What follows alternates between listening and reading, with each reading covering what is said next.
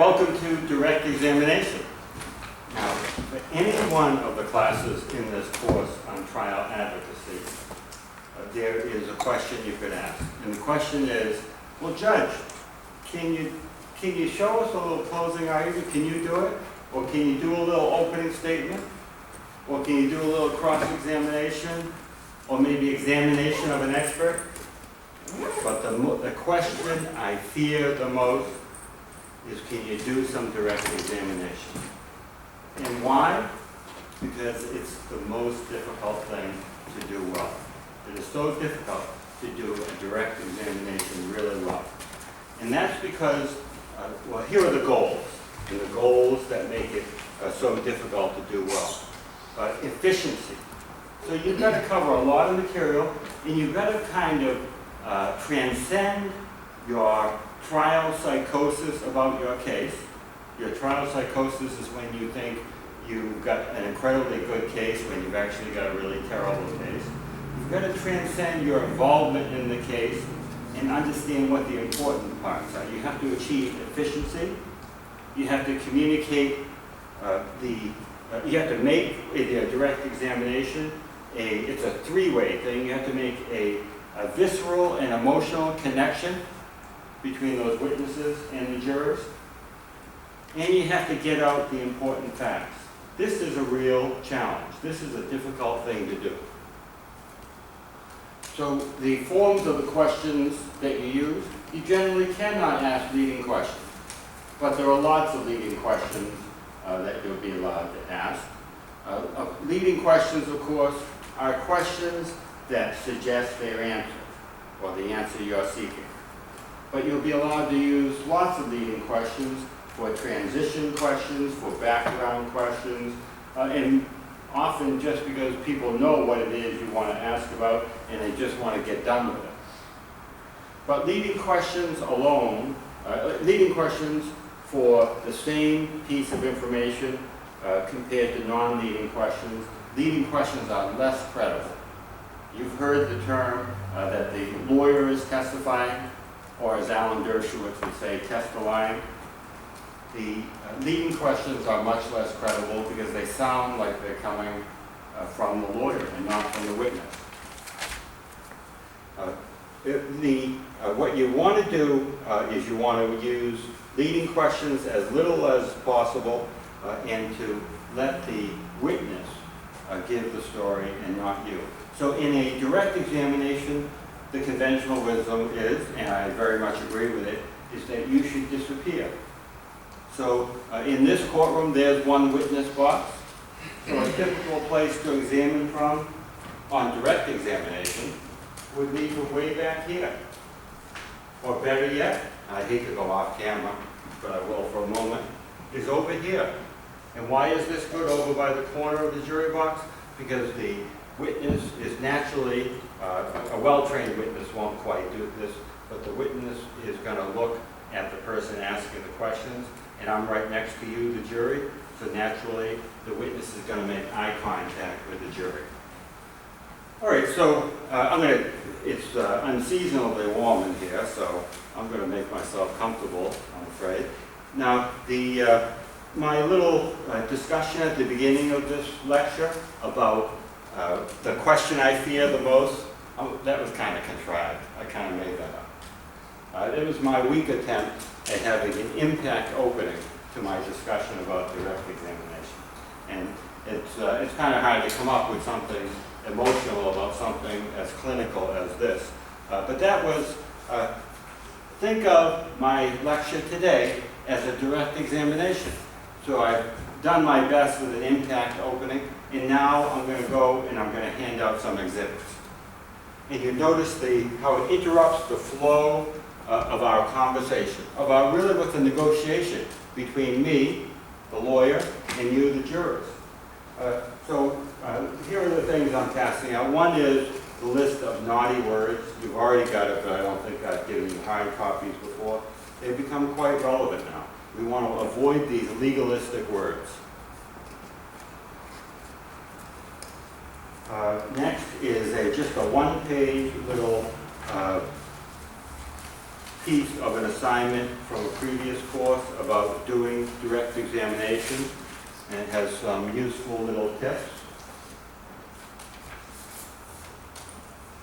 Next is a lecture note from another course, but much of it is not particularly relevant to today, but I've drawn black lines, 2 of them, down the side of the part that I want you to take a look at, and that's the mechanics of refreshing recollection, which is an absolutely necessary skill for every trial lawyer. And last is a document titled Tips for Witnesses, which I unearthed for this lecture. Being kind of a hoarder, I keep all my emails, so I have about 100,000 emails in my email account, and I found this document. And you'll see down at the bottom, I wrote this document in 1991. 1991. So, and it's still useful. I was a young man when I wrote this. So there are tips for witnesses. This document is not intended to be just handed over. Oh, I'm sorry, do we not have enough copies? No. Of which document? Of the first document. Of the naughty words. Here we go. Thank you. You're welcome. So this document, the tips for witnesses, is probably the only one that requires a little bit of explanation. The tips for witnesses is not just meant to be handed over here. Read this to your witnesses, because the key to direct examination that's powerful and effective is to have well-prepared witnesses. So the way I use this and the way I recommend you use this is it's more of a roadmap for you to describe to witnesses how to be good witnesses. So, and you again run out of those? Yeah. Okay. That makes sense. I have 2 of them right here. Okay, thank you. Sorry. So this is intended to be used in the following way. You give a copy to your witness, you hold a copy, and then you go down these items, and there are, bear with me, there are 18 of them. You go down through those 18 items, and each of them kind of jogs your memory of something important that you have to tell a witness. So number 8, answer the question only. Do not volunteer information.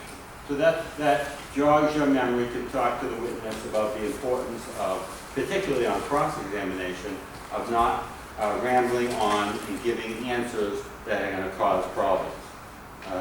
And there are various tips there, but they're all intended not to be handed to the witness and then left with the witness, but to be a guide for discussion with the witness. Now, if you're preparing a witness and it's not your client, then everything you say to that witness is likely admissible. So if you hand this document to a witness and leave it with them, and they're not your client, then it's not a privileged communication, and this document can, when the lawyer on the other side says, oh yeah, did you talk to that obnoxious lawyer over there in preparation for your direct examination? And the witness says, yeah, I did. Oh, well, what did he say to you? Oh, well, he gave me actually this handy-dandy little tip for witnesses form. I got it right here. So if you give this to a non-privileged witness, if you give this to a non-client, they can pull it out and show it to everybody. So you may want to be cautious about that. Now, there are really, as described by Professor Malway, 2 ways to present a direct examination. And the 2 ways are kind of the, what I'll call a conventional way of presenting the direct examination, and then what he calls, I think, an impact or a modern way of presenting a direct examination. And I strongly recommend the impact direct examination for the right case, and for most cases actually. But I have to tell you, I'm not sure I've ever seen it done. And I've spent my entire life in court, but I'm not sure I have really seen it done quite the way he's described, but I would really recommend it. I think it is a good idea, and I think it involves excellent communication skills. And let me talk to you about the conventional kind of direct examination, and it is the difference between what he calls the modern direct examination and a conventional or chronological examination. The difference is in the order of material covered, not really in the content. So the chronological direct, and I really discourage you from doing much of anything in a chronological order. So an opening statement, a closing argument, I discourage you from doing anything chronological. The jurors don't want chronological. Chronological will encourage you to go too long. It'll encourage you to waste lots of time with the jury. Chronological is usually bad. Jurors want you to help them to understand the picture, to synthesize what's going on, to figure out the big picture, and for you not to repeat anything. And chronological will cause you to, or there's more danger with chronological that it will cause you to repeat things. I've forgotten one other handout that I want to provide, and that is evidence booklets. This is not an evidence class. This is last year's evidence book, but I think you'll find these little books useful in a courtroom setting. So chronological direct involves an introduction, background, a scene, action, supporting exhibits, the aftermath, and the ending. In the introduction, when we do our exercises, we'll have the witness, at least some of the time, come from the witness chair and be sworn in. This is to remind us that nonverbal is important. So much of the introduction is nonverbal. Don't use, a lot of folks, it seems, as I watch young lawyers and students try cases, a lot of them seem to have gone where it's easiest to find a trial. So where's the easiest place to find a trial? It's in the criminal courtrooms of district and municipal courts. And maybe in Superior Court as well. But what are you going to see there? You're going to see prosecutors trying cases, because if you think about it, prosecutors are doing the direct examinations, not defense lawyers. Defense lawyers are doing the cross-examinations. Much of the time, the defense has no case except cross-examination. So fast forward past all that explanation, what I'm saying is, if you're going to go and watch a trial, a real live one, there's a good chance that you're going to watch a prosecutor light on the experience side doing a direct examination. And what are they going to do? They're going to use all sorts of legalistic mumbo-jumbo jargon that is not good. They're going to say things like, could you state your name for the record? May lightning strike me down if you folks say that here. Never.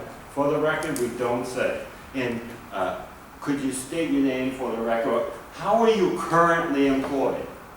Terrible. We don't want any of that. So if that's in your direct examination that you're planning, cross it out really well. And so the introduction should be, so none of the state your name for the record, none of the point for the record. It's going to be something like, could you please tell us your name? Or could you introduce yourself to the ladies and gentlemen of the jury? I'm not sure I even like that. That's a little bit too much. Could you please introduce yourself to the jury? That's how you start it out. That's the introduction, or something very similar. Something that doesn't sound like it came from a courtroom or from a 1960s show, the Perry Mason show. Of course, my father back in the day would always tell me to be just like Perry Mason.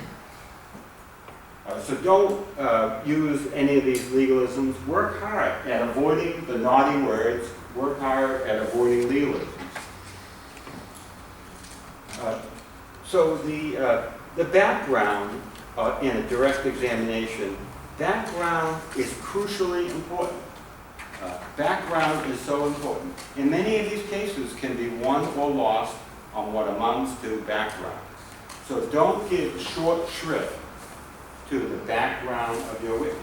And you'll be amazed at what you can get in on the subject of background. And you'll be amazed at what you can get in on the subject of background that isn't really, if you think hard about it, isn't really all that relevant. You'll often be able to get in things like military service. Sometimes you won't be able to. But as often as not, you'll be able to get that in. Now, why would that really be relevant? It's not really relevant, but things like that are often allowed in. You want your witness to be likable, knowledgeable, and impartial. And the battle is often won or lost on those things alone. So when you're going into the background, it's big. It's big. Don't fluff over it. Don't pay less attention to it because it's really, really important. And for a criminal defendant, it's a very dramatic moment in a trial, in a jury trial, when the defendant takes the stand. Very dramatic. Very interesting to watch. And the criminal defendant gets significantly more leeway. So the criminal defendant is going to be allowed to get really into his background big time. And in my opinion, a civil plaintiff or defendant, a party, is going to be able to get into more of the background. And what rule of evidence is that based on? You ain't going to find a rule of evidence in here that says that. It's unwritten. But there's some sense, I believe, that this is not an impermissible statement of personal belief. There is some, that's how you have to program yourself to get those things out of your vocabulary.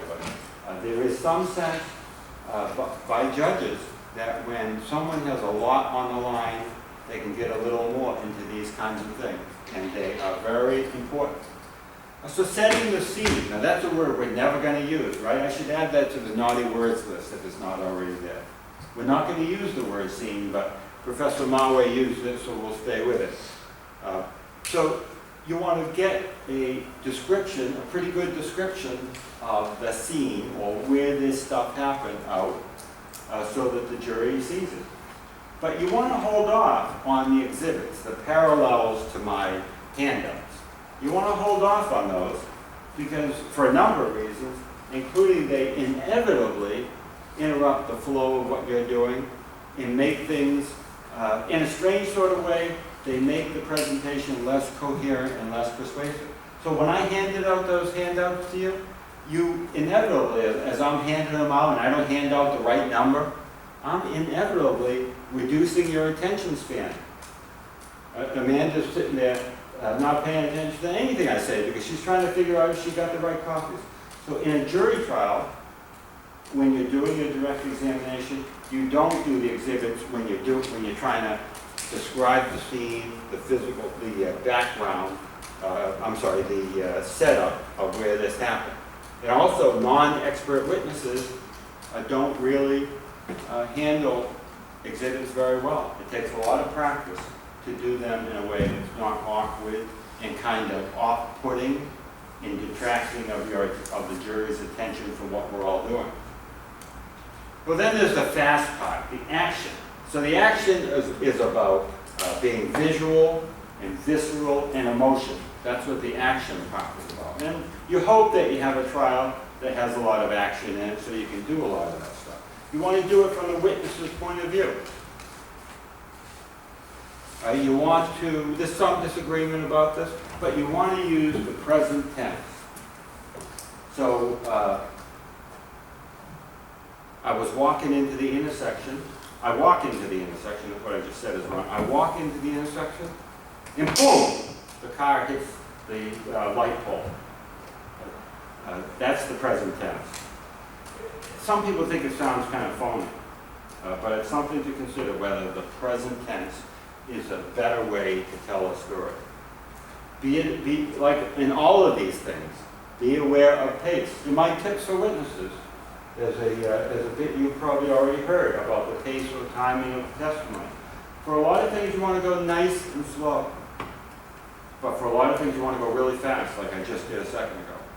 So when I'm talking about, when I'm eliciting direct examination from the alleged victim of that robbery at the ATM, the Citizens Bank robbery down by, what is it called, by the Mugai Library, then you're going to want to take it step by step. So you're going to want to spread out the time so that the witness's ability to observe and time to observe is really accentuated. So be aware of the pace and timing of your presentation. Sensory language. Very important to use sensory language. What is the single best question you can ever ask in a direct examination? What is the single best question? Now, different direct examinations talk about different things, so it's hard to say any one question is the best question. But always try in a direct examination, always try, and followed by silence after the answer, always try to say to the witness, and how did that make you feel? That's sensory language. And then the answer comes out, and you stop. And don't say anything for a little bit. Give it 3 seconds. How did it make you feel? Sensory language is very important. It's very easy for me to tell you how to do it, but to really do it is a real challenge. And this is why direct examination is really a challenge. Witness demonstrations are a good idea. They're a good idea. But I recommend keeping them extremely simple. So I suggest, so you can have a witness demonstrate. You can have a witness demonstrate how he was hit or beaten or stabbed or something like that. But keep it really simple, because in the trial situation, in a trial, if it can go wrong, it really, really will go wrong. So keep it really simple.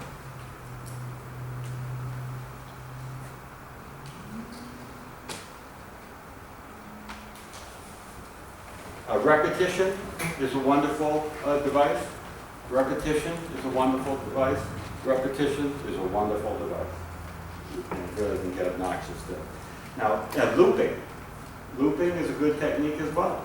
And if you don't do it too much, it's not as obnoxious as repetition. So looping is when you repeat a piece of your last question, of the last answer, in your next question. So what happened then, man? Oh, he stabbed me 6 times in the chest. The blood was gushing out of my chest. After he stabbed you 3 times in the chest and the blood was gushing out of your chest, how did you feel? That's looping, repeating the previous answer in your next question. And obviously, you want to do it with something you want to accentuate.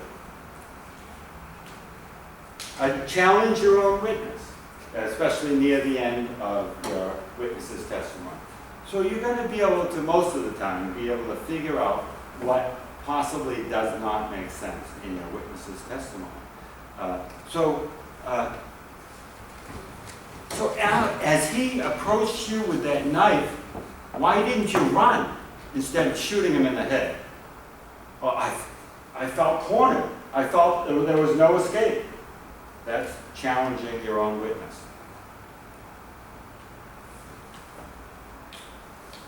Next would be the use of your exhibits, because that's kind of almost inevitably, and perhaps inevitably, the use of the exhibits is kind of interrupt your rhythm.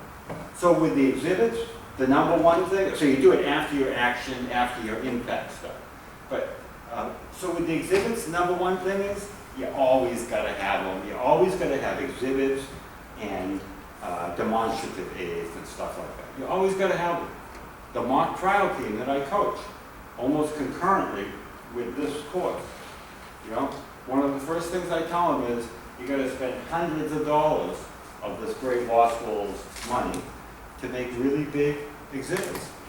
And we go to a competition last year, and lots of great teams, and I think there was one team there that didn't have exhibits. And you know what? We had the best, and it showed our level of preparation. And the other thing is, when you're making exhibits, you got to make them really huge, So think about, so whatever size you think is appropriate, twice that size. You're never going to have the size, the geography of the courtroom totally figured out. Well, I guess that's not always true, but usually you're not going to have the geography of the courtroom all figured out. But when, so you've got your dinky little, you have your dinky little exhibit that's this big, it's a small poster board, and that nasty judge is going to say, Attorney Mark, you can't put that right here in front of the jury. Everybody's got to be able to see it. So that nasty judge is going to make you do something like put it over here where the board is. Or put it over here, behind the lawyers. I don't know, maybe not there. Or maybe all the way over here. And then that dinky little thing you made, it's going to be like a blip. They can't even see the thing. Half of the people on the jury won't be able to see it. At least until they get their Obamacare glasses or something like that. So whatever size you think is appropriate, go twice as large. Twice as large. And they're ridiculously expensive. So there's a size of poster board, and I don't even know what it is, but it's about this big. So that's about your normal size, about this big and about this big. All right? For this course, I'm not going to bankrupt you, so you don't have to do it for this course. But in real life, go big and go for a lot of exhibits, blowups, demonstrative days. You don't have to use them, but have them in reserve, because it's all about communication skills, and without exhibits and blowups, you're lost. You need good exhibits and demonstrative days. In exhibits, so there's this right brain, left brain stuff. There's some controversy about whether there's really a dichotomy between right brain and left brain people. But the basic point is still a really valid point, that these big exhibits, depending on what they show, can help to convince either side. The engineer types, what is that, left brain or right brain? I can't remember, but the engineer logical types, of which I'm going to suggest to you, there aren't many, those folks are going to be paying close attention to a lot of those exhibits.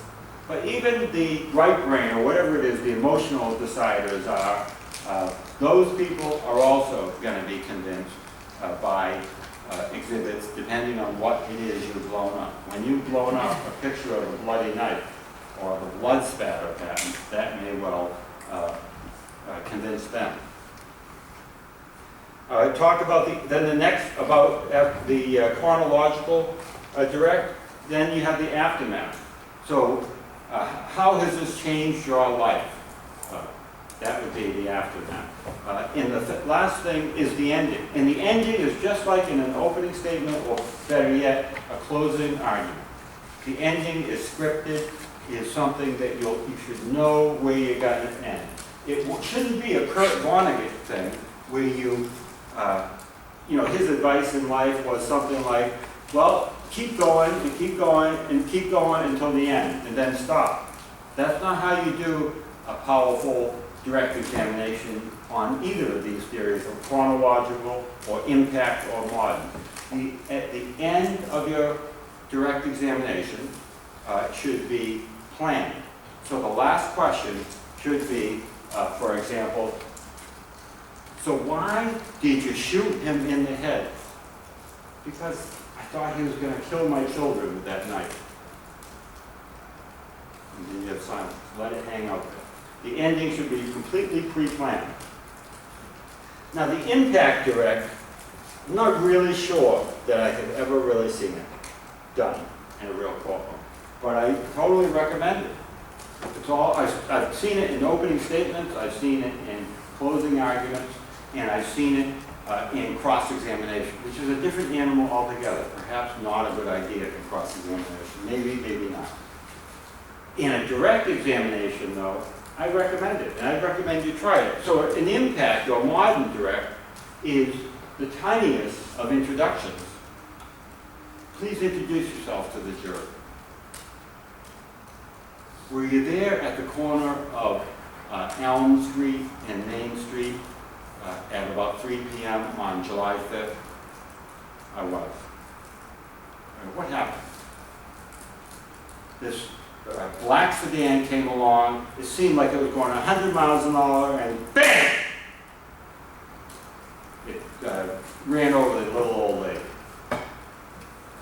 That's my contrived example of an impact direct. And then you go into all those other chronological things. Are you enjoying me yelling at you, by the way? I'm sorry if I'm a little loud there. So that's an impact direct. With an impact direct or with any kind of direct, you should pay attention to the same things you pay attention when you give an opening statement. You should pay attention to the same things you are paying attention to in a closing argument. Pay attention to your words. So simple and non-legalistic. The simpler the better. And not big vocab words. Avoid the big vocab words. Talk regular. Talk regular. The key to success on direct examination, and maybe why it is really, in all seriousness, a very challenging thing to do, is because the key to success is to prepare your witness. Is to prepare your witness a lot. So sometimes I'll see in the Superior Court, we do these incredibly serious cases on the civil or criminal side. And sometimes we'll see, you get a lawyer and they'll do what they're entitled to. They'll say, oh yeah, well, on cross-examination. So and we'll be doing like a big civil case or a light felony criminal case, an unarmed robbery, a rape case, or even, I'll leave it at that. Let's just say that. And the cross-examining lawyer will say, okay, well, your lawyer prepared you, he told you what to say. Oh, no, he didn't tell me what to say. Well, you met with him to get ready for today, right? Well, we met once and talked about what I should say. I'm amazed at the stakes that are involved, and they'll have one meeting. What you should be doing is, if you want to do a really good direct examination, because, yeah, a lot of it has to do with the lawyer's skill and experience. But more of it has to do, it's just like I give that direct examination, this is the ideal spot over here. I don't want to go off camera for long, but over by that corner, to make the witness look at the jury. I'm receding. I'm nothing on this direct examination. It's all about the witness. So what you should be doing is preparing the witness a whole bunch of times, using the tips for witnesses or whatever it is you need to be able to prepare the witness correctly. So that's direct examination.